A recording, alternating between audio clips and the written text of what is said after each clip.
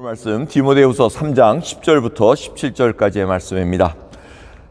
나의 교훈과 행실과 의함과 믿음과 오래 참음과 사랑과 인내와 핍박과 고난과 또한 안디옥과 이고니온과 루스드라에서 당한 일과 어떠한 핍박받은 것을 내가 과연 보고 알았거니와 주께서 이 모든 것 가운데서 나를 건지셨느니라.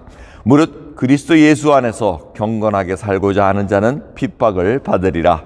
악한 사람들과 속이는 자들은 더욱 악하여져서 속이기도 하고 속기도 하나니, 그러나 너는 배우고 확신한 일에 거하라. 내가 네게서 배운 것을 알며 또 내가 어려서부터 성경을 알았나니, 성경은 능히 너로 하여금 그리스도 예수 안에 있는 믿음으로 말미암아 구원에 이르는 지혜가 있게 하느니라. 모든 성경은 하나님의 감동으로 된 것으로 교훈과 책망과 바르게 함과 의로 교육하기에 유익하니, 이는 하나님의 사람으로 온전케 하며 모든 선한 일을 행하기에 온전케 하려 함이니라. 아멘. 3장 1절부터 이렇게 디모데후서 3장 1절부터 보시면은 거짓 가르침이 쭉 온다는 겁니다. 거짓 가르침에 넘어가지 말고 정말 사도 바울을 통해서 가르쳐준 교훈, 복음의 진리입니다. 그것을 통해서 자신이 행한 것, 언행일치입니다. 사도 바울은 자신이 말한 것과 행동하는 것이 다르지 않았다는 겁니다. 그걸 통해서 자기가 의도한 것, 목적한 것을 잘 살펴보고 믿음, 오래 참음, 사랑, 인내로 그걸 통해서 핍박과 고난도 올 때 잘 견뎌내라고 얘기합니다. 그런데 그 기준이 어디 있냐면 바로 하나님 말씀 성경에 있다는 겁니다. 사도 바울이 강하게 얘기합니다. 12절. 무릇 그리스도 예수 안에서 경건하게 살고자 하는 자는 핍박을 받으리라. 여러분, 이 말씀은 진리입니다. 왜 그러냐?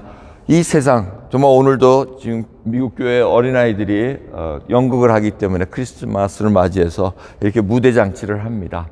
이 세상은 하나님께서 창조하시고 만드신 그 의도대로 되어 있지가 않습니다. 무너져 있습니다. 세상 사람들이 만든 그 의도대로 가고자 하는 것이 마귀가 계획하는 것입니다. 그래서 세상이 원하는 계획들이 있습니다. 그런데 세상이 원하는 그 계획대로 안 가면은 핍박을 받게 돼 있다는 겁니다. 그래서 그 통로들을 예수 그리스도께서 광야에서 시험 받은 것을 통해서 알 수 있습니다. 그 통로가 뭡니까? 배가 고프니 돌을 떡으로 만들라고 얘기를 합니다. 우리 먹고 사는 것에 유혹이 옵니다. 세상 방법대로 먹고 살려고 그러면은 이게 편할 때도 있지만 그것이 아닌 것을 알게 됩니다. 하나님의 말씀으로 살아야 되는데 그것 아닌 다른 것을 살다 보면은, 거부하다 보면, 나는 말씀대로 살겠노라 하고 거부하다 보면 핍박이 오게 돼 있다는 겁니다. 두 번째는 어떤 통로입니까? 이 성전에서 뛰어내리라고 얘기합니다. 그러면 하나님께서 말씀대로 너를 받아주실 거리라, 이렇게 얘기를 합니다. 우리도 그런 시험, 명예와 이런 세상이 원하는 것대로 따라가면 좋을 것 같죠. 하지만 그걸 또 단호히 거부할 때는 핍박이 오게 돼 있다는 겁니다. 세상은 계속해서 우리들에게 유혹의 통로들을 넣어줍니다. 이렇게 살고 하나님의 말씀 아닌 다른 자신을 위한, 자신을 위해서 사는 그런 것들을 자꾸 부추겨줄 때 그걸 단호히 거부하지 않으면은 편안하게 살 수 있습니다. 하지만 거부할 때마다 핍박이 온다는 걸 우리가 잊지 말아야 된다는 것입니다. 마지막으로 뭡니까? 가장 천하만국을 다 보여주면서 이게 다 너희 거다. 근데 마귀에게 절해라 하고 얘기합니다. 그럴 때 단호하게 우리는 하나님만 경배하겠나이다. 이 고백이 있어야 되는데 자꾸 거기에 머리를 주어려다 보면 세상 풍조에 흘려갈 수밖에 없습니다. 그러면 핍박이 안 옵니다. 어렵지가 않습니다.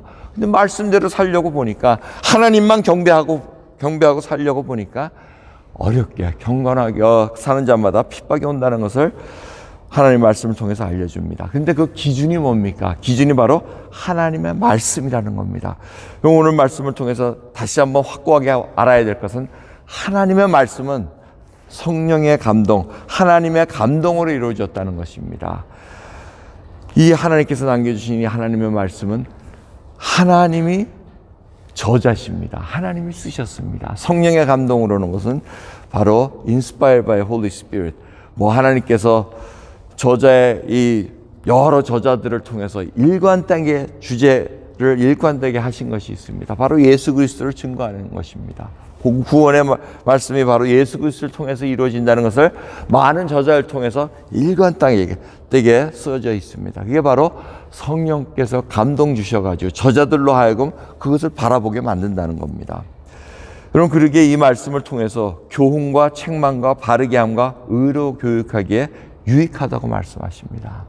이건 바로 저희들이 혹시 바른 길로 가지 못하면 알려주신다는 겁니다. 하나님의 말씀을 통해서 기준이 어디 있는가를 알려줍니다.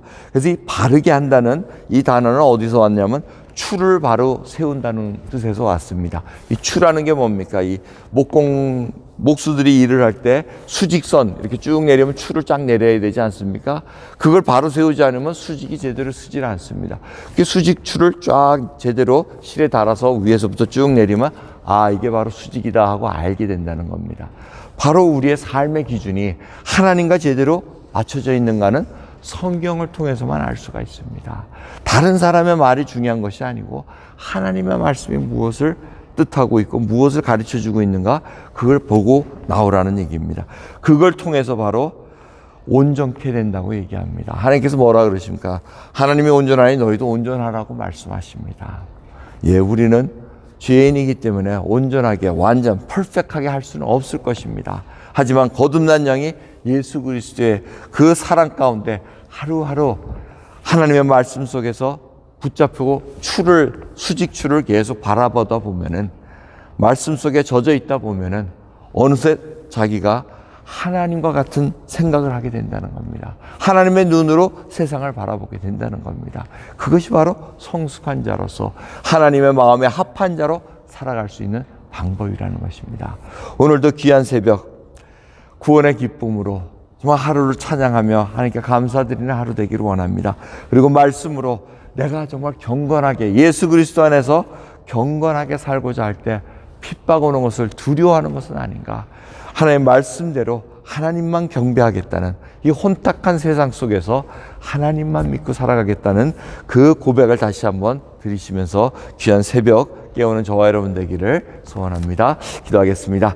하나님 감사합니다. 오늘도 귀한 새벽 저희들에게 생명 주셨고 아버지 하나님의 말씀을 사모해서 정말 말씀을 읽을 때마다 저희들의 어두워졌던 마음이 밝아지길 소원하고 감겨졌던 눈이 뜨여지기를 소원합니다. 오늘도 예수 그리스도 안에서 경건하게 살고자 하는 그 믿음의 고백이 이루어지게 하옵시고 하나님이 누구신 것을 밝히 할 수 있는 저희들로 인도해 주옵소서. 감사드리며 우리 예수 그리스도의 이름으로 기도드리옵나이다. 아멘.